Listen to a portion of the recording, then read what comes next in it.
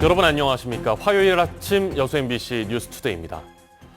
코로나19가 계속 확산하는 가운데 광주 전남교육청이 2학기 전면 등교에 대비해 집중 방역에 들어갔습니다. 광주교육청은 다음 달 3일까지를 집중 방역 기간으로 정하고 각급 학교의 거리 두기와 방역 지침 숙지 여부, 유사시 대응 체계 등을 점검합니다. 전남교육청도 기숙사와 돌봄학교, 예체능 학교 등 학교별 특성에 맞는 방역 수칙 준수 실태를 다음 달 10일까지 집중적으로 살핍니다. 항만 회사의 아들의 취업을 부정 청탁한 혐의를 받는 전 해경 서장에 대해 법원이 집행유예를 선고했습니다. 광주지법 형사 2부는 뇌물수수 혐의로 기소된 전 목포 해경 서장 59살 A씨에게 징역 10개월에 집행유예 2년을, 뇌물 공유 등의 혐의로 함께 기소된 목포 신항만 전 대표이사 B씨에게는 징역 1년에 집행유예 2년을 선고했습니다. A 전 서장은 지난 2017년 목포의 한 식당에서 B씨에게 청탁해 아들을 정규직으로 특별 채용되게 한 혐의로 재판에 넘겨졌습니다. 백운산 계곡 일대 상인들이 코로나 여파로 유례 없던 여름 불황을 겪고 있습니다. 강서영 기자가 현장에 다녀왔습니다. 여름철이면 수많은 인파가 몰리던 광양 백운산 일대 계곡. 하지만 올해는 작은 가족 단위 이용객만 드문드문 보일 뿐입니다. 식당과 산장 인근 평상들도 텅 비어 있습니다. 안전 없는 거 열시 되면은 서로 그냥 주차 못 해갖고 치고받고 싸고 난리. 이번 여름에만 백운산 계곡 일대의 식당과 물놀이장 등지에서 10수명의 코로나 확진자가 발생한 상황. 20여 개의 평상을 운영하고 있다는 한 상인은 연휴를 앞둔 주말인데도 손님 한 팀만을 받았다며 울상이었습니다. 인근 또 다른 상인은 코로나 여파를 견디다 못해 수십 년간 운영해온 가게를 내놨습니다. 같이 나온다고 막 쓴 것만 그런 게 떠가지고 이게 뭐 금요일날 한 팀 받았다니까. 힘들어서 못 오겠어요. 내일 나왔어요, 내일. 지불한 요금에 따라 평상의 크기와 인원수가 유연하게 적용되는 평상 대여 영업의 방식상 방역에 취약하다는 우려도 제기되고 있습니다. 5명 정도 되면. 한 명은 되겠네. 근데 5명이 같이 이렇게 있을 수 있어요? 이제 5명이 있어도 다 물에 들어가고, 말하자면. 물에 들어가고 그러니까 같이 붙어 있지는 않대. 코로나로 사람들이 평상보다 캠핑을 선호하기 시작한 것도 계곡의 여름 불황을 부채질했다는 의견도 나오고 있습니다. 평상은 이제 좋긴 한데 아무래도 이제 옆에 분들 많이 있고 시끄럽고 하니까 이렇게는 이 공간에서 그래도 마스크 벗고 밥을 먹을 수 있는데. 오랫동안 여름 인기 휴양지 자리를 지켜왔던 백운산 인근 계곡들이 코로나 시대를 맞아 유례없는 여름 불황을 겪고 있습니다. MBC 뉴스 강서영입니다.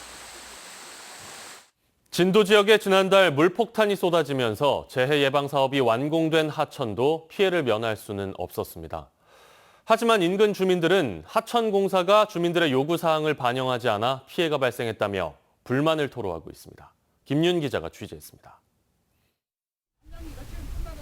지난해 12월 하천 재해 예방 사업이 완공된 진도군 의신천입니다.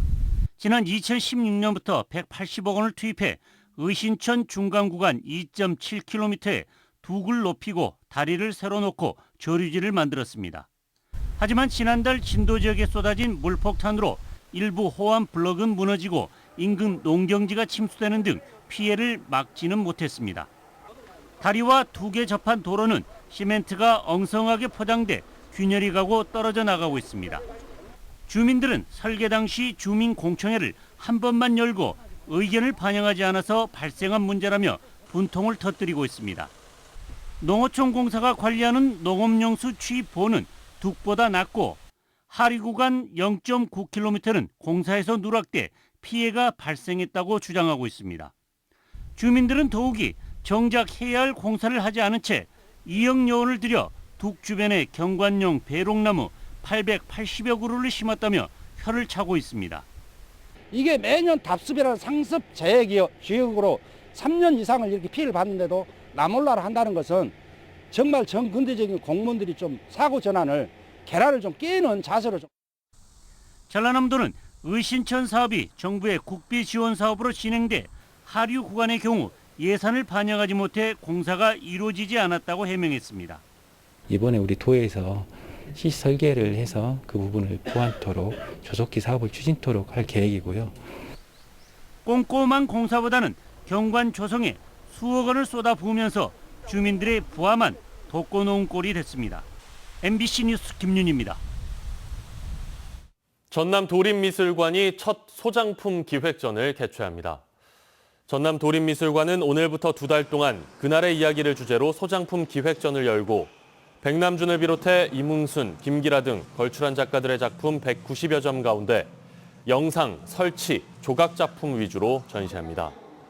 미술관 측은 이번 기획전의 주제인 그날의 이야기는 중의적인 표현으로 동학농민운동, 한국전쟁, 5.18 민주화운동 등 역사에 굵직한 흔적을 남긴 그날과 계속해 살아가야 할 현재의 지금을 동시에 표현하고자 했다고 설명했습니다. 전국에 있는 지역 농협들이 개별적으로 운영하고 있는 김치 공장을 통합하기로 했습니다. 브랜드 단일화와 비용 절감을 통해 김치 시장에서 경쟁력을 높여보자는 취지인데요. 수익성의 한계를 느끼고 있는 지역 농협도 새로운 변화를 기대하고 있습니다. 문형철 기자의 보도입니다.